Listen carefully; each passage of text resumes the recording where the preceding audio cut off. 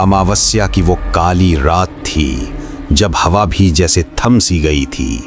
आसमान में एक भी तारा नहीं था, बस घना अंधेरा और दूर से आती सियारों के रोने की आवाजें। विक्रम अपनी पुरानी जीप में रामपुर के जंगलों से गुजर रहा था। उसे शहर पहुंचने की जल्दी थी, इसलिए उसने हाईवे छोड़कर वो पुराना कच्चा रास्ता चुना जो काली नदी के ऊपर बने पुराने ब्रिटिश कालीन पुल से होकर जाता था। गांव वाले उस पुल को लॉर्ड हेस्टिंग्स का पुल कहते थे, लेकिन दबी जबान में उसे शैतान का गलियारा कहा जाता था। जैसे ही विक्रम की जीप जंगल के बीचों बीच पहुंची, मौसम अचानक बदल गया। घने कोहरे ने रास्ते को निगल लिया। हेडलाइट्स की रोशनी कोहरे को चीर नहीं पा रही थी। अचानक जीप के इंजन ने एक अजीब सी आवाज की और गाड़ी झटके के साथ बंद हो गई। विक्रम ने गाड़ी स्टार्ट करने की कोशिश की, मगर सब बेकार। वो गाड़ी से नीचे उतरा। सामने वो पुराना लोहे का पुल था, 100 साल से भी पुराना, जंग लगा हुआ और डरावना। पुल के नीचे काली नदी बह रही थी और नदी के किनारे पर एक पुराना शमशान घाट था। हवा में एक अजीब सी बदबू थी, सड़े हुए मांस और जलती हुई लकड़ी की। विक्रम ने मोबाइल की टॉर्च जलाई और पुल की तरफ बढ़ा। तभी उसकी नजर पुल के नीचे शमशान घाट की तरफ गई। वहां एक चिता अभी भी धधक रही थी, लेकिन वहां कोई रोने वाला या परिवार का सदस्य नहीं था। वहां सिर्फ एक इंसान बैठा था। विक्रम की जिज्ञासा उसे नीचे खींच ले गई। वो झाड़ियों के पीछे छिपकर देखने लगा। जो नजारा उसने देखा, उससे उसका खून जम गया। वो एक अघोरी था। उसका पूरा शरीर शमशान की राख से ढका हुआ था। बाल जटाओं की तरह उलझे हुए थे और गले में इंसाली खोपड़ियों की माला लटक रही थी। उसकी आंखें अंगारों की तरह लाल थीं। वो अघोरी चिता के बिल्कुल करीब बैठा था। तभी अघोरी ने जलती हुई चिता में हाथ डाला। विक्रम की चीख हलक में ही अटक गई। अघोरी ने जलते हुए शव से मांस का एक अधपका टुकड़ा नोचा और उसे पागलों की तरह खाने लगा। उसके चेहरे पर एक खौफनाक मुस्कान थी। मांस खाते हुए वो जोर जोर से हंस रहा था और अजीब मंत्र बुदबुदा रहा था। ह्रीम क्लीम चामुंडाए, रक्त पी, मांस खा। विक्रम का दिल जोर जोर से धड़क रहा था। वो भागना चाहता था, लेकिन उसके पैर जैसे जमीन में गड़ गए थे। तभी अघोरी ने अचानक खाना बंद कर दिया। उसने अपनी लाल आंखों से ठीक उसी झाड़ी की तरफ देखा जहां विक्रम छिपा था। कौन है वहां? अघोरी की आवाज किसी जानवर की तरह भारी थी।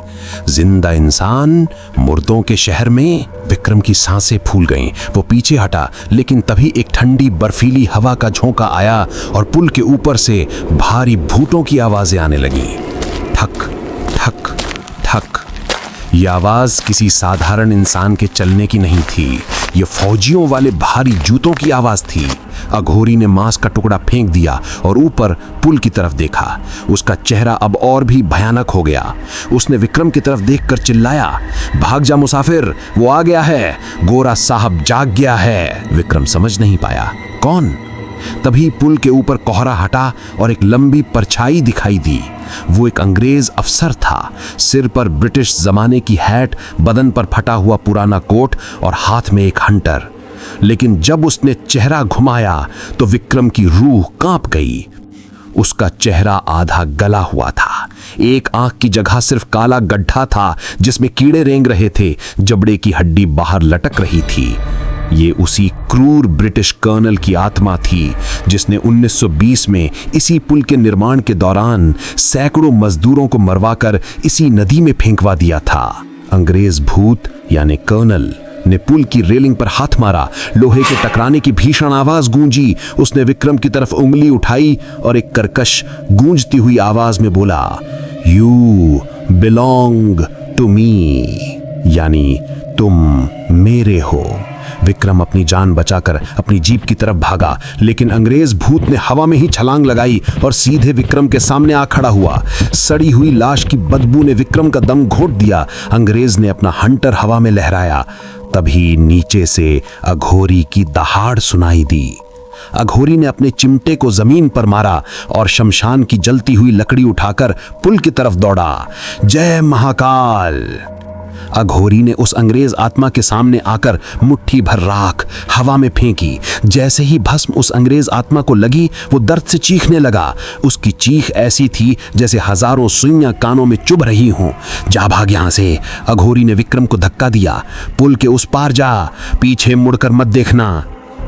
विक्रम ने जी जान लगा दी। वो जीप को छोड़कर पैदल ही पुल के दूसरे छोर की तरफ भागा। पीछे से उसे अघोरी के मंत्र और अंग्रेज आत्मा के गुर्राने की आवाजें आ रही थीं। ऐसा लग रहा था जैसे दो शैतानी ताकतें आपस में लड़ रही हों। विक्रम पुल के आखिरी हिस्से पर था, तभी उसे लगा कि किसी ने उसका पैर पकड़ लिया। उसने नीचे देखा, एक सड़ा गला हाथ जो पुल के नीचे लटके हुए किसी पुराने कंकाल का था, उसे खींच रहा था। नहीं, विक्रम चिल्लाया और उसने जोर से पैर झटका। वो गिरते पड़ते पुल के उस पार पहुंचा। जैसे ही उसके पैर पक्की सड़क पर पड़े, पीछे एक जोरदार धमाका हुआ। विक्रम ने हिम्मत करके पीछे मुड़कर देखा। पुल पर घना कोहरा था। अंग्रेज आत्मा गायब हो चुकी थी। शमशान की आग बुझ गई थी, लेकिन पुल के बीचों बीच वो अघोरी खड़ा था। वो विक्रम की तरफ देख रहा था और उसके हाथ में अब भी वो इंसानी हड्डी थी। अघोरी ने हाथ हिलाया और अंधेरे में विलीन हो गया। विक्रम पूरी रात जंगल में भागता रहा, जब तक कि उसे सुबह हाईवे पर एक ट्रक नहीं मिल गया। आज भी लोग कहते हैं कि अमावस्या की रात उस पुल पर नहीं जाना चाहिए। वहां आज भी एक अघोरी पहरा देता है, ताकि वो अंग्रेज साहब की भूखी आत्मा पुल पार करके गांव में ना आ जाए। और जो कोई वहां रुकता है, वो या तो अघोरी का भोजन बनता है या उस अंग्रेज का गुलाम।